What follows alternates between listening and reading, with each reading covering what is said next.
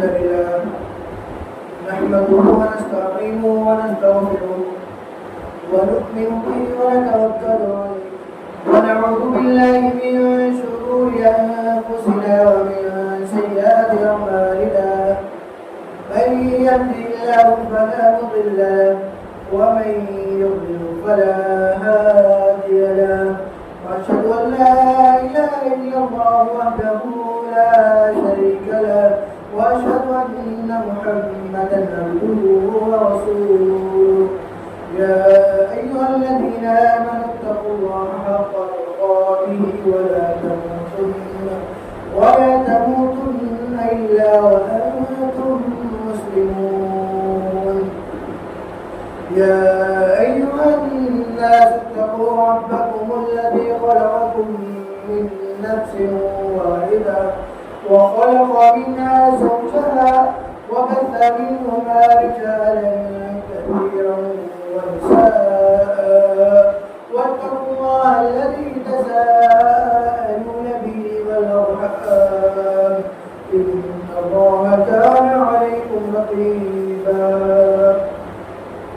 يا أيها الذين آمنوا اتقوا الله وقولوا قولا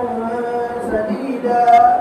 يصلح لكم أعمالكم ويغفر لكم ذنوبكم ومن يطع الله ورسوله فقد فاز فوزا عظيما أما بعد فإن خير الحديث كتاب الله وخير الهدي هدي محمد صلى الله عليه وسلم وشر الأمور محدثاتها وكل محدثة بدعة وكل بدعة ضلالة وكل ضلالة في النار. أعوذ بالله السميع العليم من الشيطان الرجيم.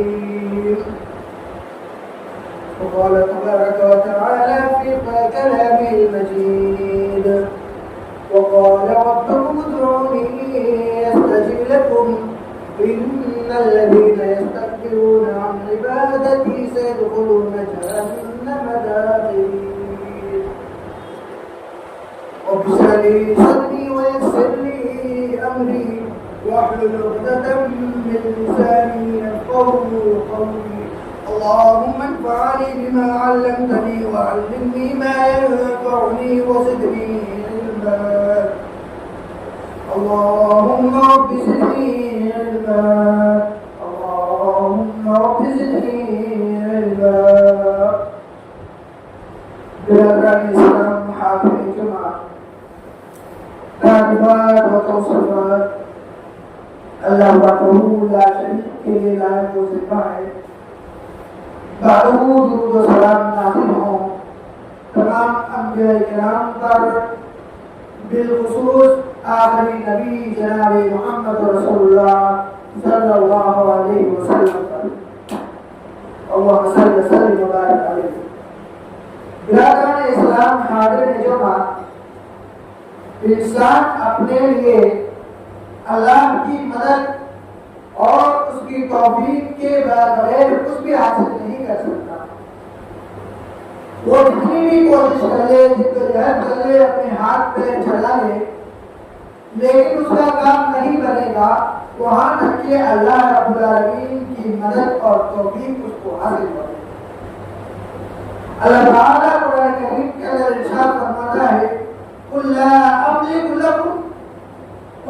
أملك لنفسي نفعا ولا ضرا إلا ما شاء الله. یہ اللہ کے رسول صلی اللہ علیہ وسلم کے بارے میں ہے کہ کہا گیا کہ آپ کہہ دیجئے لا أملك لنفسي کہ میں اپنے آپ کو نفعا ولا ضرا کہ نہ ضرا برابر نفع پہنچا سکتا ہوں تھوڑا سا بھی نفع پہنچا سکتا ہوں اور نہ ہی ضرا برابر یا تھوڑا سا بھی نقصان پہنچا سکتا ہوں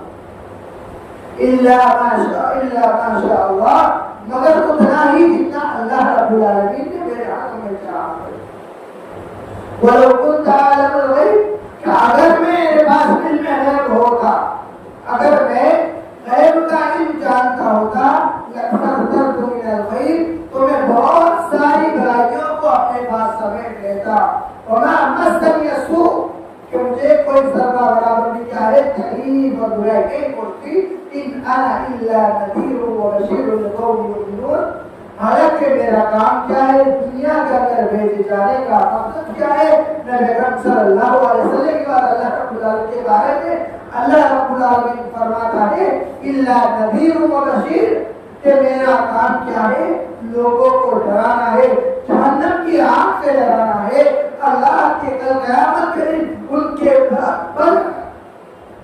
گناہ حشر ہونے سے لوگوں کو ڈرانا ہے. وہ بشیر اور جو اچھے لوگ ہیں ان کو خوشخبری دینے کا کام ہے. کن لوگوں کو ان قوم کو جو ایمان لانے والی ہے. اس آیت کریمہ کے اندر غور فکر کیجیے, جیسا کہ میں نے خدا رسولہ کی بات کہا کہ انسان اپنے لیے اللہ رب العالمین کی مدد اور توفیق کے بغیر کچھ بھی حاصل نہیں کر سکتا. جتنی بھی وہ کوشش کر لے, جتنی بھی وہ محنت کر لے, وہاں اللہ کی توفیق اگر مدد حاصل نہیں ہوگی تو اسے کوئی بھی چیز حاصل نہیں ہو سکتی. تو ان آیت کریمہ کے اندر بھی نبی اکرم صلی اللہ علیہ وسلم کے متعلق یہی فرمایا گیا جو خیر البشر ہے, یعنی انسانوں کے اندر سب سے بہترین انسان ہے اور اللہ رب العالمین کے سب سے قریب ترین انسان ہے. اس کے باوجود بھی کیا ہے وہ اپنے لیے ذرہ برابر بھی نقصان اپنے آپ کو نہیں پہنچا سکتے اور ذرہ برابر بھی فائدہ اپنے آپ کو نہیں پہنچا سکتے. چھ جائے کہ ہم اپنے آپ اپنا درجہ جانے کہ اللہ کے رسول کا درجہ کتنا ہے اور ہمارا درجہ کتنا ہے. تو میرے بھائیوں, اس آیت کریمہ کے اندر ہم نے دیکھا کہ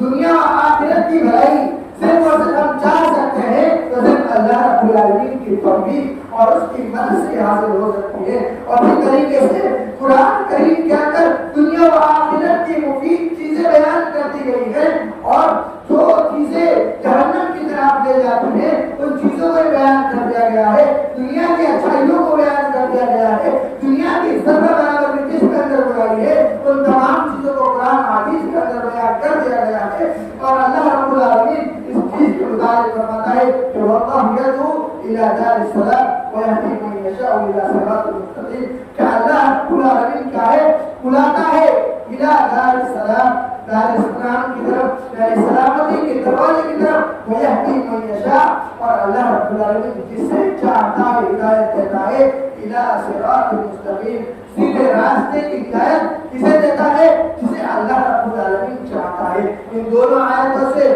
ہمیں معلوم ہوا کہ رب کی توفیق اور اس کی چاہت کے بغیر ہمیں کوئی چیز حاصل نہیں ہو سکتی ہے. اس کے علاوہ سورہ انفال کے اندر آیت نمبر 24 کے اندر اللہ رب العالمین ارشاد فرماتا ہے کہ یا ایھا الذین آمنوا استجیبوا للہ وللرسول اذا دعاکم لما یحییکم واعلموا ان اللہ یحول بین المرء وقلبہ وانہ الیہ تحشرون. اس آیت کے اندر بھی جو پیچھے جو معنی ہوتا ہے وہی معنی یہاں پر اس آیت کے اندر ذکر ہے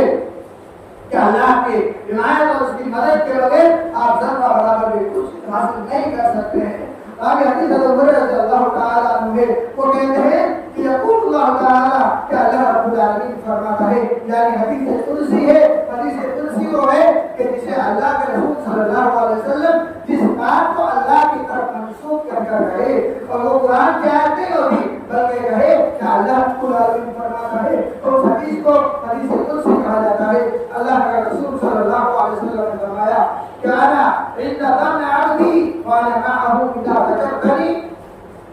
کہ میرا بندہ جتنا میرے بارے میں سوچے گا میں اس کے ساتھ ہوں گا, اور جب وہ مجھے میرا ذکر کرے گا اپنے نفس کے اندر ذکر کرے گا تو میں بھی اس کو اپنے نفس کے اندر پاؤں گا. اور جب بندہ اللہ رب العالمین سے توبہ استغفار کرتا ہے تو کیا ہے اللہ رب العالمین کو جس طریقے سے اللہ رب العالمین سے اتنا خوش ہوتا ہے جتنا کہ ایک شخص چڑیل میدان کے اندر جہاں کوئی مدد کی امید نہیں ہے وہاں پر اس کو اس کی سواری گم ہو جانے کے بعد دوبارہ ملنے کے بعد وہ جتنا خوش ہوتا ہے اس سے بھی کہیں زیادہ اللہ رب العالمین اس سے خوش ہوتا ہے.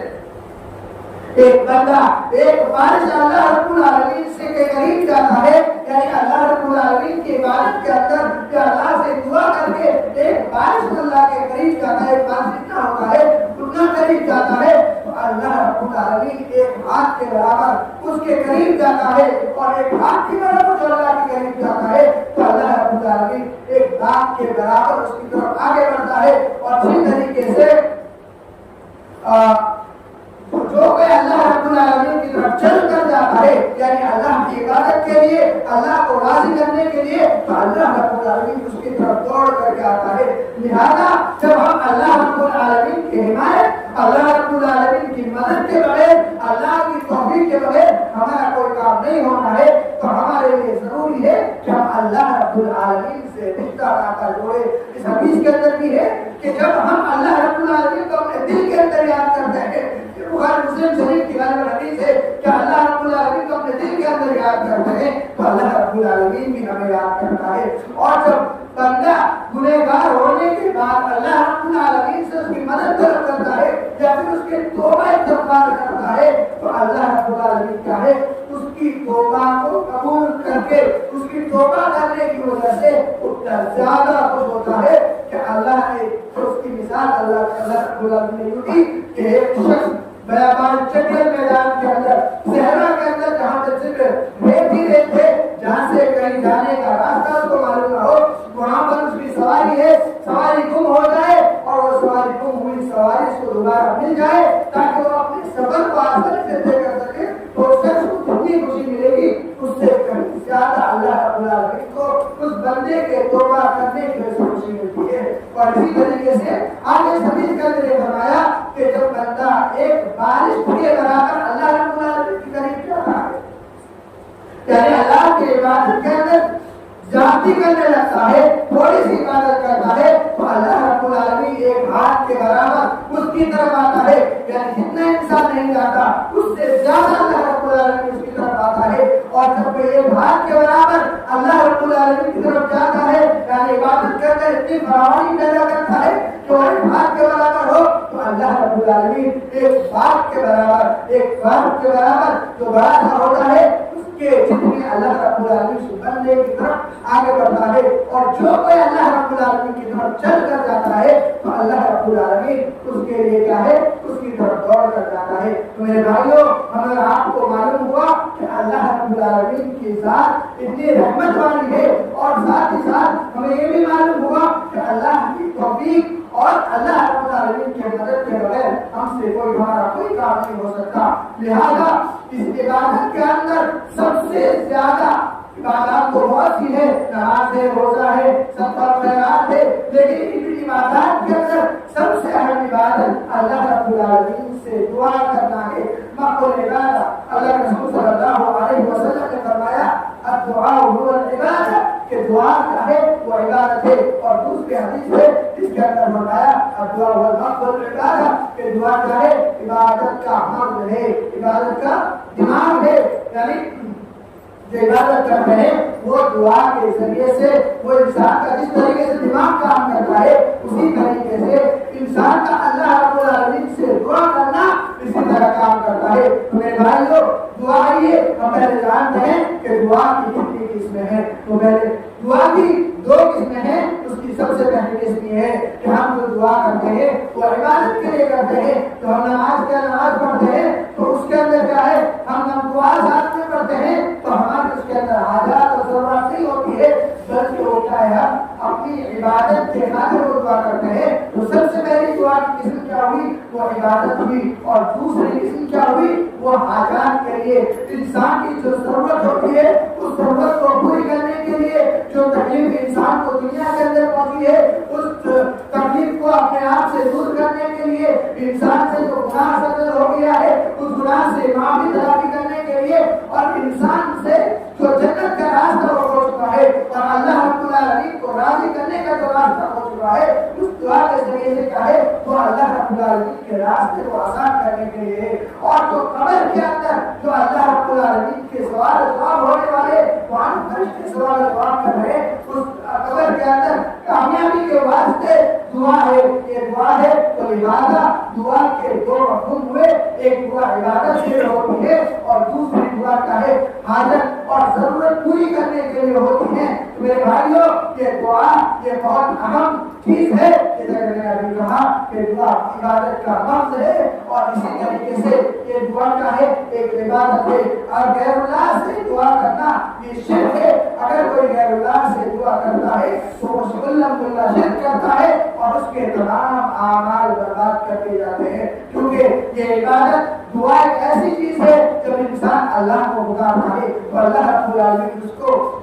برابر پوری طریقے سے اس کو سنتا ہے. جیسا کہ ابھی آپ نے حدیث سنی کہ بندہ میری طرف چل کے آتا ہے تو میں اس کی طرف دوڑ کے جاتا ہوں. تو اس حدیث سے معلوم ہوا کہ اللہ رب العالمین کے وہاں دعا قبول ہونے کے لیے کسی دوسرے شخص کے بیچ میں ضرورت نہیں ہے. ہمارا انسان گنہگار ہے لیکن اللہ کے بندے ہیں تو اللہ رب العالمین سے ہمیں داعی ہے تو استغفار کرنا چاہیے. کسی کے وسیلے کی یا کسی ضرورت کی ضرورت نہیں کیونکہ اللہ رب العالمین علیم ہے, جاننے والا ہے اور سمیع اس کی صفت ہے. یعنی تمام لوگوں کی باتوں کو ایک ساتھ سننے کی صفت اس کو حاصل ہے. یہ انسان کے کاموں کی طرح اللہ رب العالمین کا کام نہیں ہے کہ وہ ایک آدمی کی سن سکتا ہے. دو تین آدمی ایک ساتھ بولیں گے تو انسان نہیں سن سکتا, اس کے باتوں میں گڑبڑ ہو جاتا ہے, وہ صحیح سے اس کی بات کو نہیں سن سکتا اور وہ کسی کا بھی جواب نہیں دے سکتا. لیکن اللہ رب العالمین کی ذات ایسی ہے, اس کی صفت بتائی گئی کہ وہ سمیع ہے, وہ ہر کسی کی دنیا کے اندر چاہے جہاں کہیں سے بھی اسے پکارا جائے, اسے مدد طلب کی جائے تو اس کی مدد کو سنتا ہے. لہذا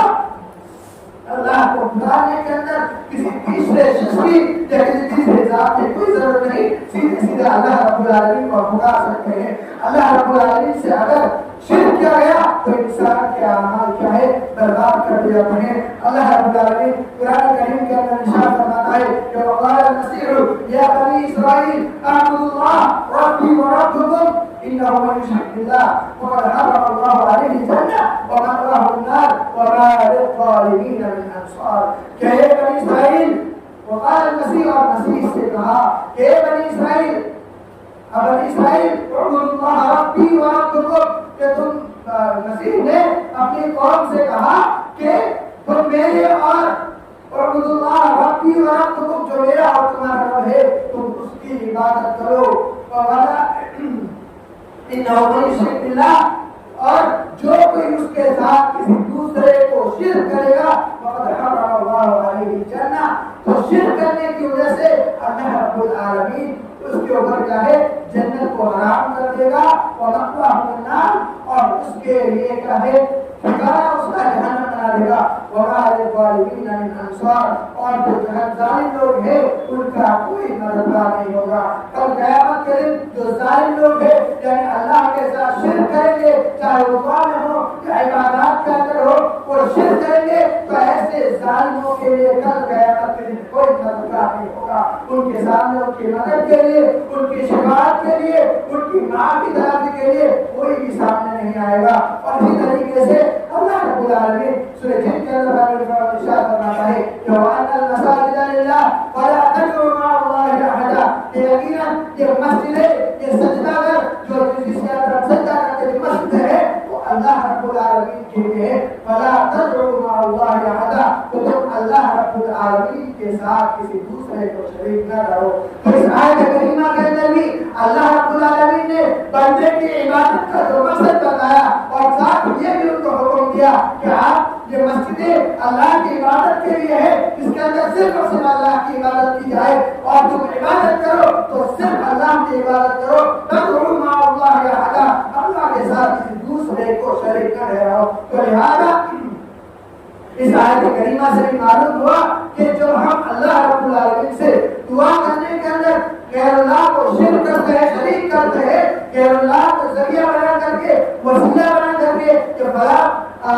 نیک ہے, ہم اس کے وسیلے سے بڑا نیک آدمی ہے تو میرے اللہ رب العالمین کے سامنے بخشش کرا دے, تو میرے بھائیوں یہ ایک شرک کا راستہ ہے اور جو اس چیز سے اللہ رب العالمین نے منع فرمایا ہے. اور دوسرے آیت کے اندر واضح طور پر اللہ رب العالمین نے شرک سے منع فرما دیا. وَلَقَدْ أُوحِيَ إِلَيْكَ وَإِلَى الَّذِينَ مِن قَبْلِكَ, یقین ہم نے تمہاری طرف اور تم سے پہلے جو نبی آئے ہیں ان کی طرف بھی کیا ہے ہم نے وحی کی, لیکن اشرکت لَيَحْبَطَنَّ عَمَلُكَ, کہ اگر آپ نے شرک کیا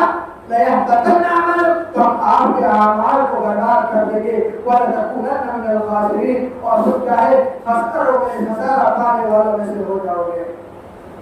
فَلِلَّهِ فَاعْبُدُوا وَكُن مِنَ الشَّاكِرِينَ، اور ذات نے فرمایا کہ اللہ فَاعْبُدُوا، کہ تم اللہ کے لیے ہو جاؤ اور اسی کی عبادت کرو، وَكُن مِنَ الشَّاكِرِينَ، اور جو شکر گزاری کرنے والے ہیں، جو اللہ کی نعمتوں کو پا کر کے، ایمان کو پا کر کے، صرف اور صرف اللہ رب العالمین کی عبادت کر کے اس کا ایمان پانے کے بعد رب ذوالجلال کا شکریہ ادا کرنے والے ہیں، آپ ان کی طرح ہو جاؤ۔ تو یہ اللہ رب العالمین نے ان آیات کے اندر اور دوسری بہت سے آیات کے اندر یہ ارشاد فرما دیا کہ آپ چاہے اللہ رب العالمین کی صرف اور صرف عبادت کریں، اس کے ساتھ کسی دوسرے کو شریک نہ کرے، اور یہ چاہے کہ دعا کے اندر ضروری چیز ہے، تو لہذا ہم نے دعا کے بارے میں جانا، ہم نے سب سے پہلے یہ بات جانی کہ ہم اللہ رب العالمین کے ضرورت مند ہیں، کہ ہمارا کوئی بھی کام ہم اپنی ذات سے، اپنی طاقت سے نہیں کر سکتے، ہمارا نصیب کوئی نہیں کھول سکتا الا ما شاء اللہ، جو مگر وہی جتنا اللہ رب العالمین چاہے، ہمیں اتنا ہی مل سکتا ہے جتنا اللہ رب العالمین کی جانب سے چاہے۔ اس تعلق سے میں نے 3 آیت کریمہ پیش کی اور اس کے بعد یہ بتانے کی کوشش کی کہ ہم اللہ رب العالمین کے ضرورت مند اور مددگار، اللہ کی مدد کی اور اس کی توفیق کی ضرورت ہے، تو اس کی توفیق اور مدد اللہ رب العالمین کی دعا کے ذریعے سے حاصل ہو سکتی ہے۔ تو اللہ رب العالمین کی مدد اور دعا جو ہے اس کے 2 اقسام بتائے گئے، ایک دعا کیا ہے وہ عبادت کے اندر ہوتی ہے، اور دوسری دعا کا مطلب کہ انسان کے اپنے حاجات اور ضرورات کو پورا کرنے کے لیے، اور جو اس کو پریشانی لاحق ہو رہی ہے اس پریشانی سے بچنے کے لیے، اس پریشانی کو دور کرنے کے لیے، اس کی زندگی کے اندر جو کمی ہے، اس کی شادی نہیں ہو رہی ہے یا شادی ہو گئی اولاد نہیں ہے، اور یا دوسرے والدین کی مار ہے، تو ان تمام چیزوں سے ماننے کے لیے اللہ رب العالمین نے اس دعا کو رکھا ہے، دعا کے مقصد کو رکھا ہے، اور اس کے بعد یہ بتایا گیا کہ دعا کے معاملے کے اندر اللہ رب العالمین کے ساتھ شرک کرنا یہ ہر کسی قابل قبول نہیں ہے، جو کوئی شرک کرے گا اس کے اعمال برباد کر دیے جائیں گے۔ اور اسی طریقے سے حضرت عمر بن خطاب رضی اللہ تعالیٰ عنہ اسی دعا کے بارے میں ارشاد فرماتا ہے کہ میں دعا کرتا ہوں کہ مجھے کیا ہے قبولیت کی فکر نہیں ہوتی، مجھے دعا کی قبولیت کی فکر نہیں ہوتی، مگر میں مانگتا ہوں تو میں کیا ہے اللہ رب العالمین سے مانگتا ہوں، کیونکہ اللہ رب العالمین دعا مانگنے میں سے خوش ہوتا ہے، اور آگے فرماتا ہے اگر تمہیں دعا مانگنا آ گیا تو سمجھ لو اللہ رب العالمین تمہاری دعا کو قبول فرما لے گا۔ اور اسی طریقے سے ایک مشہور نامی حضرت بن عبداللہ رضی اللہ عنہ فرماتے ہیں کہ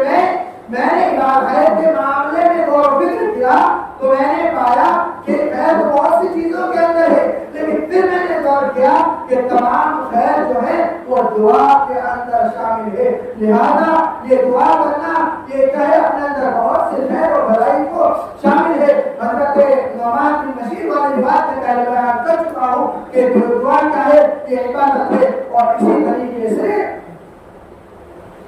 یہ جو ہے اللہ رب العالمین سے کوئی مانگتا ہے تو اللہ رب العالمین کے خزانے میں ذرہ برابر بھی کمی نہیں ہوتی۔ حدیث رسول اکرم صلی اللہ علیہ وسلم نے فرمایا کہ پورے انسان اور جنات، حدیث قدسی ہے کہ سب سے پہلا انسان، سب سے پہلا جنات اور سب سے آخری انسان اور سب سے آخری جنات پورے مل جائے اور ایک میدان میں جمع ہو جائے اور وہ اپنی ضروریات اللہ رب العالمین سے مانگنے لگے، اللہ رب العالمین تمام کی ضروریات کو پوری کر دے گا، مگر کیا ہے اس کے خزانے کے اندر ذرہ برابر بھی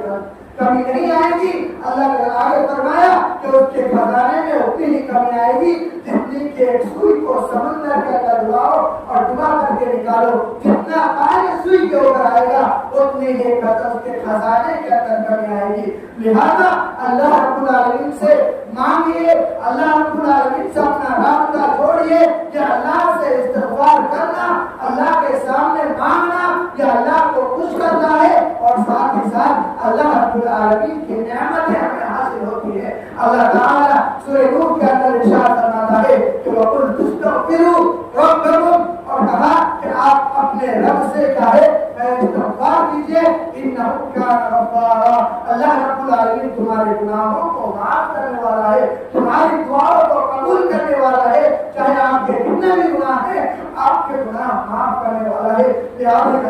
نظر آتا ہے کہ جب بندہ اللہ رب العالمین کے سامنے اپنے ہاتھ پھیلاتا ہے تو اللہ رب العالمین اس کے ہاتھ کو خالی نہ اٹھانے سے شرم کرتا ہے. تو لہذا اللہ رب العالمین سے توبہ استغفار کیجیے, اس سے مانگیے, اور دعا میں بہت سے اقسام ہیں. انشاءاللہ آئندہ موقع ملا تو میں اس کے اوپر اور روشنی ڈالنے کی کوشش کروں گا کہ کن وقتوں کے اندر دعا کرنی چاہیے اور کیسے کیسے دعا کرنی چاہیے اور دعا کے کیا کیا فضائل ہے, اور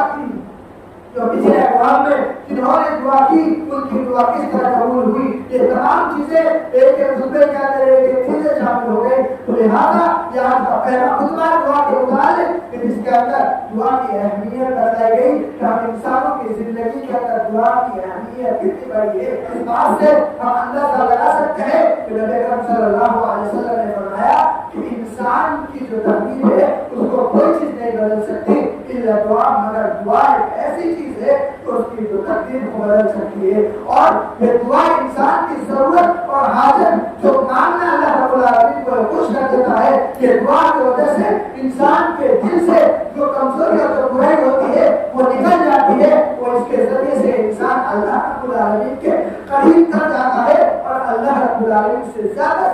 قریب ہو جاتا ہے. تو اللہ رب العالمین سے اس دعا کے ذریعے سے اپنی اس کی توفیق مانگنی چاہیے اور اس دعا کے ذریعے سے ہر مصیبتوں کا حل نکالنا چاہیے. اللہ رب العالمین سے دعا ہے کہ الہی تو ہمیں دعا جیسی اہم چیز کو سمجھنے کی اور توفیق عطا فرما, اور یا الہی ہمیں صرف اور صرف تجھی سے مدد مانگنے کی توفیق عطا فرما. وما علینا الا البلاغ.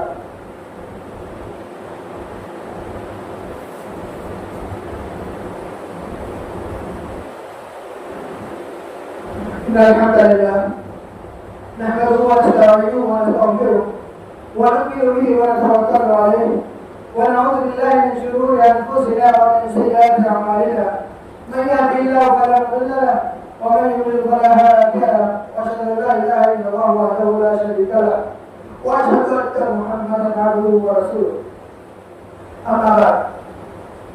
إن الله وملائكته يصلون على النبي يا أيها الذين آمنوا صلوا عليه وسلموا تسليما. اللهم صل على محمد وعلى آل محمد كما صليت على إبراهيم وعلى آل إبراهيم إنك حميد مجيد. اللهم بارك على محمد وعلى آل محمد كما باركت على إبراهيم وعلى آل إبراهيم إنك حميد مجيد. عباد الله رحمني ورحمكم الله, إن الله يأمر بالعدل والإحسان وإيتاء ذي القربى وينهى عن الفحشاء والمنكر والبغي يعظكم لعلكم تذكرون. اذكروا الله يذكركم وادعوه يستجب لكم ويذكر الله تعالى ويغفر الله يعلم ما تصنعون في الصلاة.